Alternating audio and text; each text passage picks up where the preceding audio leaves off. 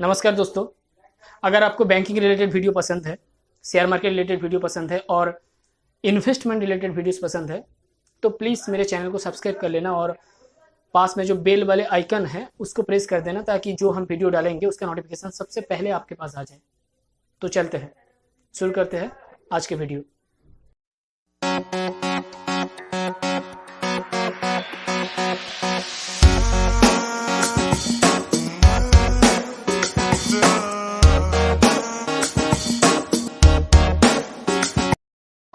नमस्कार, आदाब, सत श्री अकाल।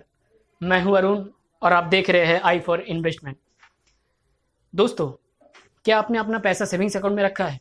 तो अभी सावधान हो जाइए, क्योंकि कोई है जो आपका पैसा खा रहा है।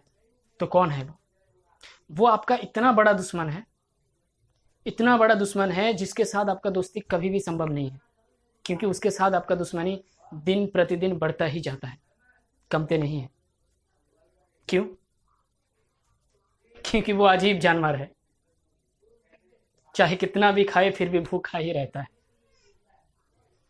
दोस्तों, उसका नाम है इन्फ्लेशन। तो इन्फ्लेशन क्या है ये? तो चलिए जानते हैं उसके बारे में। एक्चुअली इन्फ्लेशन शब्द का अर्थ है मुद्रास्फीति या मूल्य वृद्धि। मुद्रास्फीति या मूल्य वृद्धि। तो इस मूल्य वृद्धि या मुद्रास्फीति को समझने के लिए हमें कुछ दिन पहले जाना पड़ेगा। अभी मेरा उम्र है 27 ईयर्स ओल्ड, मतलब कि मैं 27 साल का हूँ। तो हमें 15-20 साल पीछे जाना पड़ेगा। तो चलिए 20 साल पीछे चलते हैं। अभी है 2021, मान लीजिए 2001 या 2002 में चलते हैं। तो अगर मान लीजिए हम अभी जो ब्रेड खाते हैं, ब्रेड हो या दूध का पैकेट हो, वो जो हम अभी यूज़ कर रहे हैं, जो अभी का रेट है, क्या 20 साल पहले 2001 या 2 में सेम रेट था? नहीं था ना। एग्जैक्टली यही होता है इन्फ्लेशन। ये इन्फ्लेशन का ही इफेक्ट है जिसके कारण एक दूध का पैकेट या एक ब्रेड का पैकेट जो हम 2001-2 में 2 रुपये 3 रुपये या ज़्यादा से ज़्यादा 5 रुपये में खरीदते थे, अभी वो हम खरीदते हैं 20 रुपये, 22 रुपये, 25 रुपये या 30 रुपये तक में। तो ये जो गैप है मूल्य का, ये जो मुद्रास्फीति हुआ है, मतलब किसी भी चीज़ का दाम बढ़ा है, इसका मतलब क्या है? पैसे का वैल्यू कम हुआ है दोस्तों। मतलब मान लीजिए आपका उस समय 10 रुपये में जो काम हो जाता था, मान लीजिए 10 रुपये में एक ब्रेड ले लिया, एक दूध ले लिया, कुछ एक सामान ले लिया घर के लिए, क्या 10 रुपये में अभी वो चीज़ मिलता है? नहीं मिलता है ना, क्योंकि चीज़ों का दाम बढ़ा है और जो मुद्रा है उसका वैल्यू कम हुआ है। मतलब कि हमें वही सामान लेने के लिए ज़्यादा मुद्रा देना पड़ेगा, मतलब मुद्रा का स्फीति हुआ है, मतलब मुद्रा का हमें क्वांटिटी बढ़ाना पड़ा है सेम चीज़ों के लिए। तो समझ रहे हो ना? तो मुद्रा का स्फीति हुआ है, जिसे हम और एक चीज़ बता सकते हैं, महंगाई। तो ये डिपेंड करता है देश के इकोनॉमी के ऊपर, देश के पॉलिटिकल इश्यूज़ के ऊपर। तो ये सारे चीज़ों से अफेक्टेड होता है। ठीक है, तो ये आप समझ गए ना। तो ये होता है मुद्रास्फीति। तो इसको मेजरमेंट कैसे किया जाता है?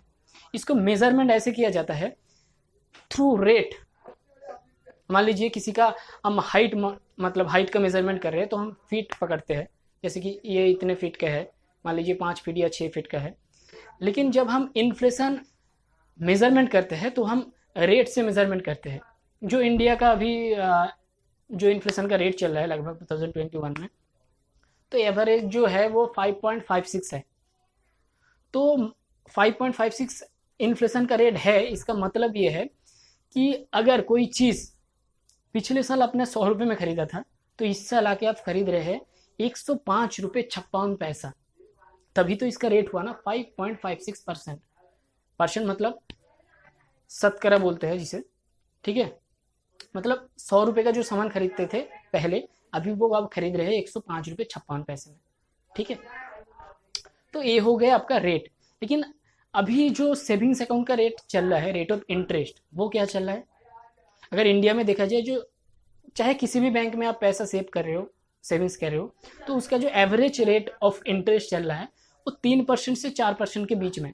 थोड़ा थोड़ा स्मॉल फाइनेंस बैंक है कुछ, जो थोड़ा सा ज़्यादा रेट ऑफ इंटरेस्ट देते हैं, तो मान लीजिए वो भी ज़्यादा से ज़्यादा 4.5-5 तक देते हैं, वो भी कंडीशंस होते हैं, ठीक है। लेकिन जो एवरेज देते हैं वो 3 से 4% देते हैं। तो इसका अगर 3 से 4% अगर दे रहा है रेट ऑफ इंटरेस्ट, इसका अगर एवरेज किया जाए तो कितना होता है? 3 से 4% दे रहे हैं, उसका एवरेज करेंगे तो 3.5% होगा। मान लेते हैं इंडिया में सेविंग्स अकाउंट का रेट ऑफ इंटरेस्ट मिल रहा है 3.5%, और इन्फ्लेशन रेट है 5.56। मैंने ऐसे ही नहीं बताया, आप गूगल कर लेना कि ये जो इन्फ्लेशन रेट है ना, ये हर एक जगह का एक नहीं होता है इंडिया में। तो इसको 2 कैटेगरी में डिवाइड किया गया है। पहला कैटेगरी ये है रूरल एरिया, और दूसरा कैटेगरी है अर्बन एरिया। रूरल एरिया क्या होता है? गांवली क्षेत्र या ग्रामीण क्षेत्र। जो गांवली क्षेत्र का जो इन्फ्लेशन रेट है वो थोड़ा कम होता है, क्योंकि वो डेवलप्ड कम है, तो उसका भी महंगाई थोड़ा कम होता है, मतलब जो रेट बढ़ता है वो कम बढ़ता है। तो उसका रेट ऑफ इंटरेस्ट मतलब जो रेट ऑफ इन्फ्लेशन है वो है आपका 4.61%। मतलब ग्रामीण क्षेत्र का जो इन्फ्लेशन रेट है इंडिया का वो है 4.61%। ये जो मैं बोल रहा हूँ ये 2021 का मार्च का जो इन्फ्लेशन रेट का जो आया था स्ट्रक्चर, उसके हिसाब से मैं बोल रहा हूँ। तो ग्रामीण क्षेत्र का है 4.61% इन्फ्लेशन रेट, और जो अर्बन एरिया है, जो शहरी क्षेत्र है, वहाँ का है 6.52। तो इसका अगर एवरेज किया जाए, 4.61 है आपका अर्बन एरिया में या देहाती एरिया में, और शहरी क्षेत्र में है 6.52, तो इसको अगर एवरेज किया जाए तो 5.56% इंडिया का inflation rate as on 2021 month of March. तो आपने क्या देखा, इन्फ्लेशन जो रेट है इंडिया का 2021 में वो है 5.56% साल का। मतलब पिछले साल की तुलना में इस साल में जो सामान का मूल्य है वो बढ़ा है 5.56 रुपये 100 रुपये में। और जो आपका सेविंग्स अकाउंट में आपने वही 100 रुपये जो रखा था वो कितना बढ़ा है? वो बढ़ा है 103.50 रुपये हुआ है, मतलब बढ़ा है 3.50 रुपये, क्योंकि 3.50 रुपये है आपका एवरेज सेविंग्स अकाउंट का जो इंटरेस्ट रेट है। तो गौर से एक चीज़ आप देखिए कि आपने जो 100 रुपये, मान लीजिए 100 रुपये में जो सामान खरीद रहे थे पिछले साल, वो आप इस साल खरीद रहे हैं 105.56 रुपये। और जो पैसा आप बैंक में रख रहे थे 100 रुपये, वो आपको कितना पैसा बना के दे रहा है? 103.50 रुपये। मतलब समझ रहे हैं ना कि आपका पैसे का वैल्यू कैसे कम हो रहा है। मतलब आपका जो पैसा था वो 3.5 रुपये बढ़ा है, लेकिन जो महंगाई है वो 5.56 रुपये बढ़ गया है। तो आप ही सोचिए कि आप जो सेविंग्स अकाउंट में पैसा रख रहे हो वो सही है? क्या आपका पैसा कोई खा नहीं रहा है? कौन खा रहा है? इन्फ्लेशन ही खा रहा है आपका पैसा। तो अभी समझ में आ गया ना, लेकिन डरने की कोई बात नहीं है। तो हम अगले वीडियो में डिस्कस करेंगे कि कैसे इसको बीट किया जाता है, कि इन्फ्लेशन रेट को हम कैसे बीट करें। लेकिन दोस्तों एक चीज़ है, आप समझ रहे होंगे कि, या आपके मन में एक क्वेश्चन जग रहा होगा कि, या राइज हो रहा है क्वेश्चन कि आप बोल रहे हैं कि आपका जो इन्फ्लेशन रेट है वो आपका बढ़ रहा है 5.56%। तो आप ये भी बोलेंगे कि सर जी, जो इंडिया में 2001 या 2 में जो सैलरी मिलता था, क्या वही सैलरी आज मिल रहा है? जी नहीं। सैलरी तो ऑब्वियसली जो आपका इन्फ्लेशन रेट है उस हिसाब से बढ़ता है या उससे ज़्यादा ही बढ़ता है। लेकिन मैं बात ये चीज़ कर रहा हूँ कि अगर आपका मान लीजिए सैलरी नहीं बढ़ता तो आप इंडिया में या किसी भी कंट्री में सर्वाइव ही नहीं कर पाते। मैं एक्चुअली सर्वाइव करने का बात ही नहीं कर रहा। मैं जिंदा रहने की, मतलब ऐसे ही जिंदा रहने की बात नहीं कर रहा। मैं ये बोल रहा जो आपका सेविंग्स है वो कहीं ख़त्म तो नहीं हो रहा है ना, तो उसको बचाए रखना आपका काम है, आपका कर्तव्य है, क्योंकि वो आपका मेहनत का पैसा है। तो मैं ये नहीं चाहता हूँ, या आप भी नहीं चाहेंगे कि कोई आपका पैसा ख़त्म करे, कोई आपका पैसा खा रहा हो। अगर सैलरी नहीं बढ़ता तो आप सर्वाइव भी नहीं कर पाते ना। क्योंकि अगर मान लीजिए उस समय सैलरी मिलता था 2000 रुपये, क्योंकि उस समय खर्चा था आपका रहने खाने का, बाकी सारी चीज़ों का 1500 रुपये 500 रुपये आप सेविंग्स करते थे। और अभी मान लीजिए खर्चा है 8000 रुपये। अगर आपको 2500 रुपये सैलरी मिलता था या 2000 रुपये सैलरी मिलता था उस समय का, उस समय के हिसाब से, तो आप कैसे सर्वाइव कर पाते? थोड़ी सर्वाइव कर पाते? नहीं कर पाते ना। तो वो सर्वाइव करने के लिए है, कि मैं सर्वाइव करने की बात नहीं कर रहा हूँ, आपके पैसे बचाने की बात कर रहा हूँ। ठीक है।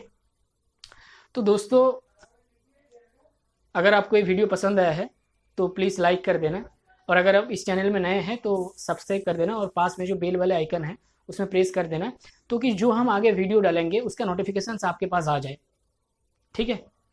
और एक बात है, अगर आपको कुछ सुझाव देना है मुझे या कुछ सजेशंस देना है जो मैं आपके लिए वीडियो बना रहा हूँ, तो प्लीज़ कमेंट बॉक्स में आके कमेंट करना मत भूलिएगा, क्योंकि एक यही चीज़ है जो हमें फील कराते हैं एक्चुअली हम कहाँ खड़े हैं, एक्चुअली हम कैसे काम कर रहे हैं।